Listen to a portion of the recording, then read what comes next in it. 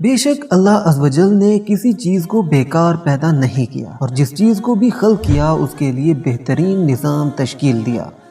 حضرت سلیمان علیہ السلام کے سامنے ان کے تمام لشکر جنات، انسان اور پرند میں سے جمع کیے گئے۔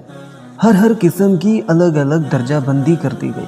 جب وہ چیونٹیوں کے میدان کے قریب پہنچے تو ایک چیونٹی نے کہا، اے چیونٹیوں، اپنے اپنے گھروں میں گھس جاؤ، ایسا نہ ہو کہ بے خبری میں سلیمان علیہ السلام اور اس کا لشکر تمہیں روند ڈالے۔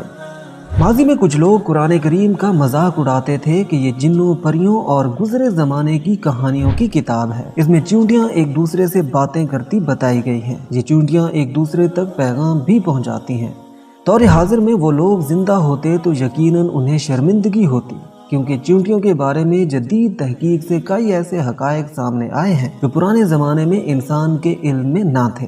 تحقیق نے یہ ثابت کر دیا ہے کہ کچھ جانوروں اور حشرات الارض کا طرز زندگی انسانی طرز زندگی کے بہت قریب اور مشابہ ہے، جن میں چیونٹیاں بھی شامل ہیں۔ اب چیونٹیوں کے بارے میں حیران کن حقائق جو جدید تحقیق سے پتہ چلے ہیں ملاحظہ کیجیے۔ چیونٹیاں مرنے والی چیونٹیوں کو بالکل اسی طرح دفن کرتی ہیں جس طرح انسان کرتے ہیں۔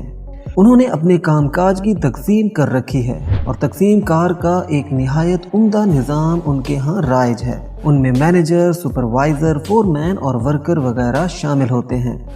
یہ کبھی کبھار آپس میں مل بیٹھتی ہیں اور گپ شپ بھی کرتی ہیں۔ باہمی بات چیت اور ابلاغ کا بھی ان کے ہاں ایک نہایت ترقی یافتہ طریقہ رائج ہے۔ ان کے ہاں باقاعدہ بازار لگتے ہیں جہاں یہ اشیاء کا تبادلہ کرتی ہیں۔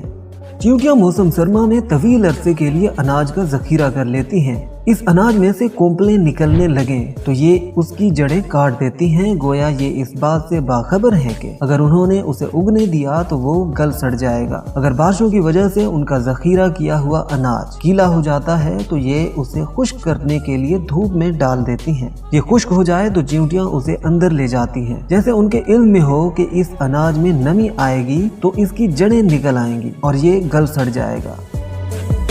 بے شک اللہ تعالیٰ ہر چیز پر قادر ہے اور وہ اس کائنات کا نظام بڑے احسن طریقے سے چلا رہا ہے۔ اگر آپ کو یہ ویڈیو پسند آئی ہے تو ویڈیو کو لائک کر دیں اور چینل کو سبسکرائب کر دیں۔ ملتے ہیں ایک نئی ویڈیو کے ساتھ، تب تک کے لیے اللہ حافظ۔